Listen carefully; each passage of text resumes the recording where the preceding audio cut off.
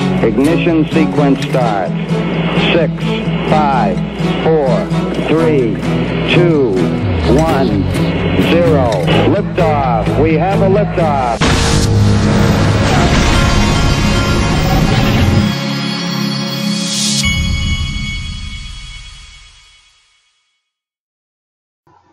Hey everybody, this is the Digital Asset Investor, and today I wanted to talk to you about what I call your Mark Cuban moment.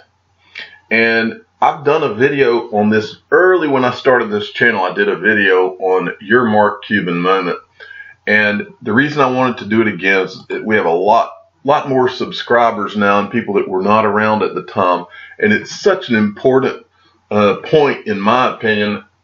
Having been around for a while, I've seen some things, and I've made a lot of common sense deductions about how the world works, and this is one of the big ones in my opinion.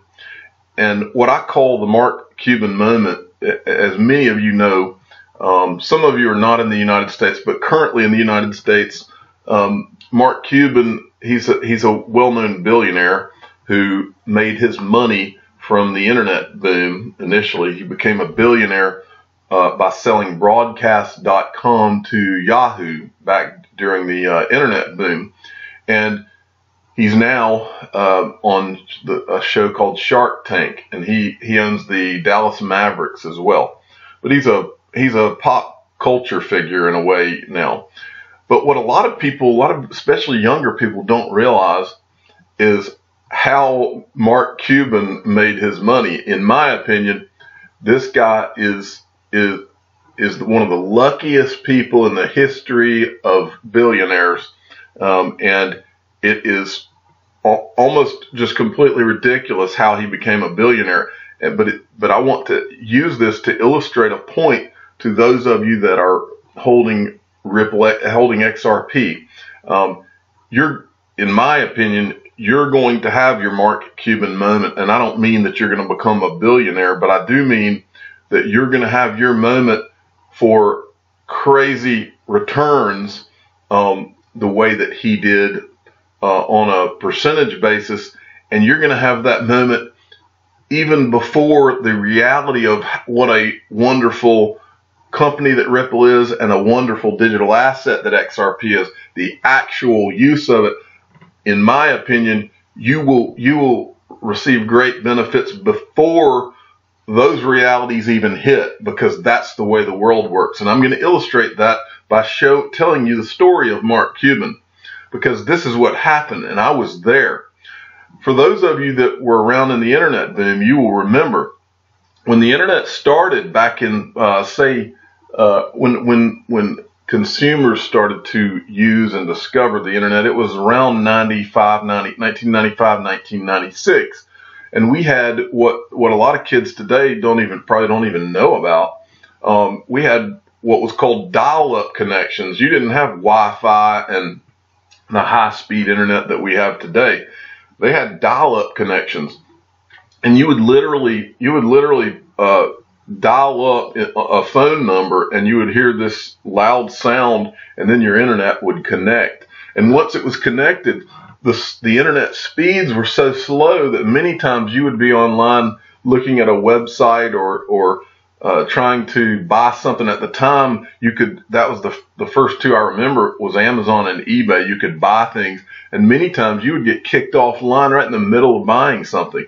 But the internet at the time was so slow that really doing anything other than reading a website was just before its time, and the internet was not fast enough for any of that to really work. And so this is where I start in telling you the story of Mark Cuban. And the reason this came up, this is a video that I was watching. There's a video on YouTube, and you can watch it to verify everything I'm telling you, because this is a crazy story. Mark Cuban, it's Mark Cuban, How I Became a Billionaire is the title of it, but you can go and watch this video. What you're looking at, this part of the video that I paused on, I thought was funny because I remembered it. This is what the home page of Yahoo looked like back then, and this was probably in the 90s, 95, 96. This is what their homepage looked like. And this is where we were. I mean, everything's come a long way. But the story of Mark Cuban was that he went and he started a company. I can't remember the name of it before he called it, but they changed the name of it to broadcast.com.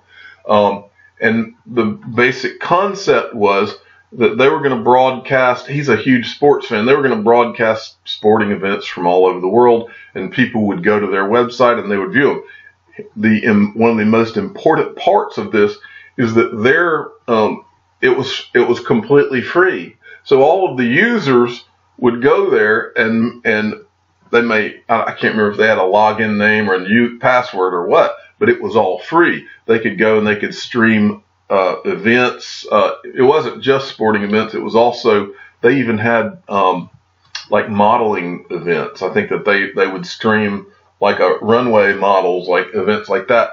But the point in telling you all of this is that he had created broadcast.com to broadcast events before the internet was even fast enough to effectively do that. And so you would go there, and I can remember it like it was yesterday. You would go to these sites that were trying to stream things like this, and your computer would lock up. It would stall out. In other words, it was way too early. The internet wasn't even ready for it.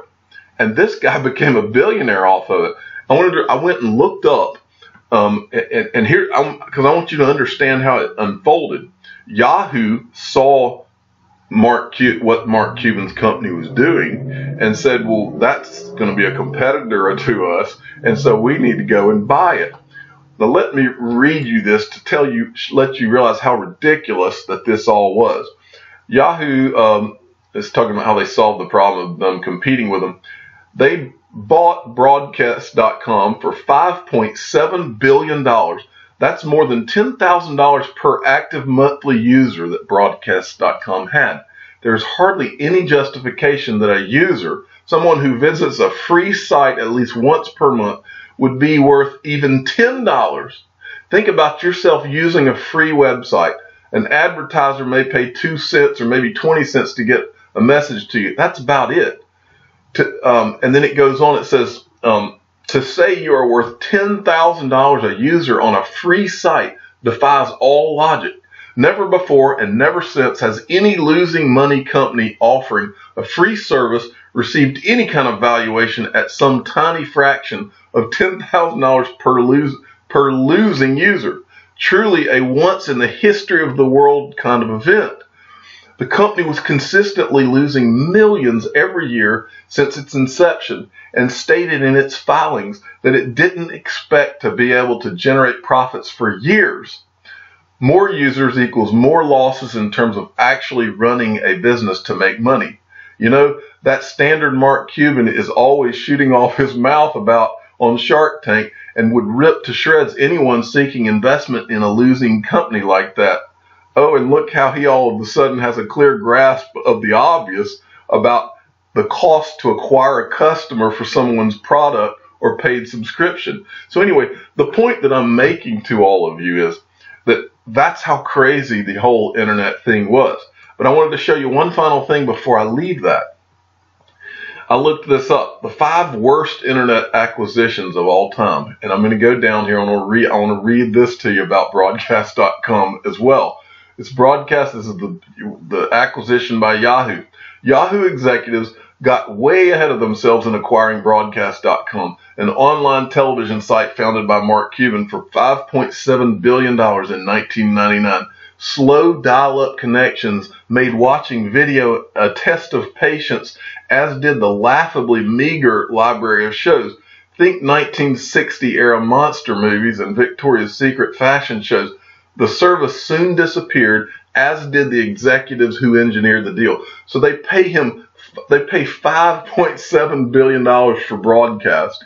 And then I think it was within months that the broadcast.com website was literally deactivated. They didn't even use it anymore. And then they fired the executives, and he went off, and I think he got the money a lot in Yahoo stock, and he got lucky and sold out of it ahead of the internet collapsing, the bubble collapsing. Why do I tell you all of this? I'm telling you all of this for a very specific reason. Cryptocurrency and blockchain, we are literally, I would say we're pre-1995. I would say we're in about the equivalent of 1994 with the way internet was in 1994. The boom, the real boom did not, or maybe we're in 95, but the real boom never even happened until 98, 99 is when people really, or maybe it was 97. It was somewhere a couple of years after that. But the boom that occurred happened the way that the world works. You have a crazy amount of hype surrounding the thing, in this case the internet. But now look at where we are with cryptocurrencies. We are, if you own XRP right now, it's the equivalent of you having been a shareholder in broadcast.com with one huge, massive difference. And the difference is that your technology is not before its time. It's right on time. XRP and Ripple and XRP are the most effective. They are the Amazon of cryptocurrencies. But you have, since you're this early, what I'm telling you is that you are going to get to benefit from not just, you'll get your Mark Cuban moment in the hype wave. The question is, how long can you hold on? Because in my opinion, you're going to get to benefit from being that Mark Cuban and then also coming out as the Amazon.com of this. And that is what's so huge. What I'm showing you right here is the what I keep telling you about, which is BACT, which is the New York Stock Exchange cryptocurrency exchange that they're creating, and they say they're coming out with in November. This is just an article about more or less what I've been telling you recently, that they're going to legitimize cryptocurrencies with this exchange. The hype wave follows this. The Mark Cuban moment follows this. The heights that XRP is going to go to, in my opinion, will be very similar to the way you watch the internet bubble. You'll see all of those. The Super Bowl commercials, the hype, the taxi cab drivers will be buying it. You name it. You'll see all of that, and then you'll have ups and downs. You'll have booms and busts. But out of that, XRP and Ripple are going to change the world, and I think they will change the world to the same tune but bigger than Amazon changed the world. And there was an article yesterday that shows just one more example of just one of the many ways that this is going to happen. We talk about use cases all the time. Ripple is attacking a use case for XRP of money transfers between payment companies and banks. And if Ripple is only 10% successful at that, if Ripple's only 10% successful with that one use case, Ripple will be one of the largest companies in the history of the world, probably the largest. But you have other use cases. The use cases that have not yet to be created and are being worked on are limitless, and for the uses of XRP. And here's just one of them that came out yesterday. Remember, Stefan Thomas, who left, he was the CTO of Ripple, and he left to start Coil.